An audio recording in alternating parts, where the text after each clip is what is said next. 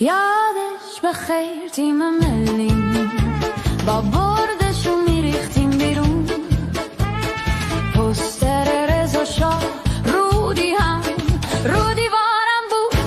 از شما چه پنهون عقاب آسیا داشتیم، حتی بازانوی خراب می جنگید با دل و جونش. الان اینا رو ببینیم به خواب، علی دایی با تال پاره از جون و دل ماه میذاش تاوان این همه سختی رو تازه از ما طلب نداشت. موشک و غزال جادوگر از خاک پورتا ما کریم، جمع خوبا جمع بود، چقدر دوست داشتنی بود این تیم. با کشورهایی که بازی می کردیم اسمشون پرت و پلا نبود، الان یک کشورهایی که نیم ساعت پیش اومدن به وجود. شایدم اصلا نیست تن موجود. یادش بخیر